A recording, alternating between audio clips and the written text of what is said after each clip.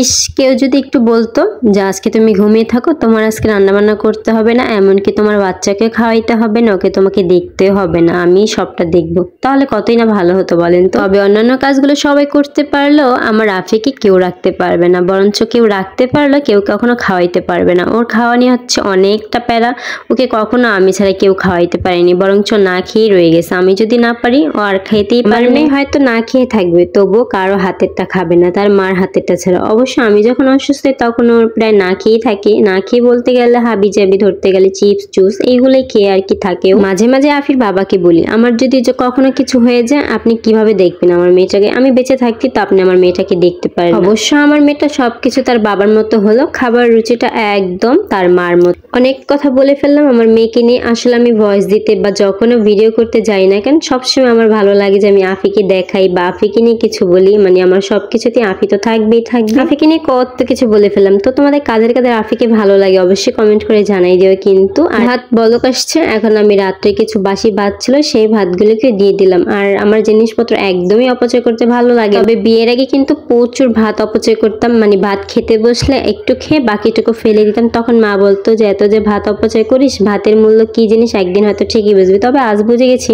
ভাতের মূল্য যে কতখানি আর কি। আসলে কি কোনো জিনিস অপচয় করতে হয় না, আপনার যতটুকু প্রয়োজন ঠিক ততটুকুই নিবেন, এর বেশি। পাঙ্গাস মাছ রান্না করবো আজকে, শুধু ভুনো করব। আর পাঙ্গাস মাছ বলতে পারেন আমাদের জাতীয় মাছ, কারণ এই মাছটা আমার এত ভালো লাগে আর আমার মেয়েও যে কি যে পছন্দ করে। আর ছোটবেলা আমি অন্যান্য মাছ তো খেতামই না, এমনকি ইলিশ মাছটাও না, শুধু এই পাঙ্গাস মাছটা খেতাম। তবে আমি অন্যান্য মাছ খেতাম না একমাত্র কাটার ভয়ে, আর এই পাঙ্গাস মাছটাতে একটুকু কাটা নেই। আর এই মাছটা সবচেয়ে ভাজা খেতে এত ভালো লাগে, আমার তো মনে হয় যে জাতীয় মাছ ইলিশ না দিয়ে জাতীয় মাছ পাঙ্গাস দিলে সবচেয়ে বেশি ভালো হয়। মাছটাকে আমি খুব ভালো করে ধুয়ে নিয়েছি, কারণ এই মাছের ঘ্রাণ বলে একটুকু ভালো লাগবে না। আর আমি সব মাছই প্রায় গরম পানি লবণ দিয়ে সুন্দর মতো ধুয়ে নিই।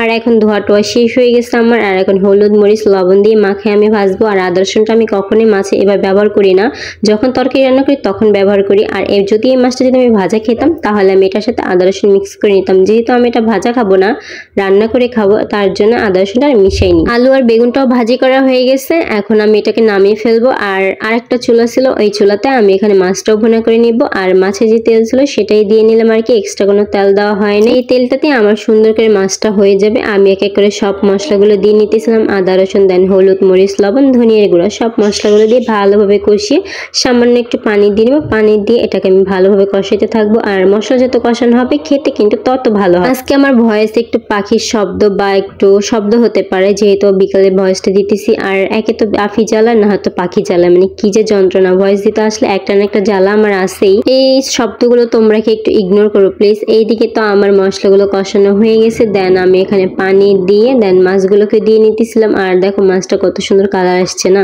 যাই হোক, এখানে আমি ধনিয়া পাতা দিয়ে নিতেছিলাম, তবে এটা আমার গাছের ধনিয়া পাতা না, এটা আমি কিনে আনছিলাম, সেটাই দিয়ে নিলাম। ফ্রোজেন রুটিগুলো আমি আগের দিন রাতে বানিয়ে রাখছিলাম। আসলে কি সকালবেলা একে তো রান্না করা, তারপর রুটি বেলতে হয়। আর আমার রুটি বেলতে এত দেরি লাগে জানি না কেন, মানে একদমই ভালো লাগে না। সকালে রান্না বান্না করে তারপর বসে বসে রুটি বেলতে বিরক্ত লাগে, যার জন্য আমি বানিয়ে আমি এটা ফ্রিজে রাখছি। আমি কখনো ফ্রোজেন রুটি খাইনি, এই জন্য একবার বানিয়ে ট্রাই করলাম। তবে আটার সাথে আমি এখানে লবণ আর একটু তেল দিয়েছিলাম, সুন্দর করে বানায়। আর পলিথিন দিয়েছিলাম, যেহেতু আমার ঘরে নতুন নতুন পলিথিন ছিল, সেগুলো দিয়ে আমি একটার পর একটা রেখে দিয়েছিলাম। আর এই পরোটাগুলো কিন্তু আমি ডিপ ফ্রিজে রেখে দিয়েছিলাম, ডিপ ফ্রিজ থেকে নামে আমি ভাজতেছিলাম। আর দেখো পরোটাগুলো কত সুন্দর হয়েছে না, তবে খেতেও কিন্তু অনেকটা মজা হয়েছিল।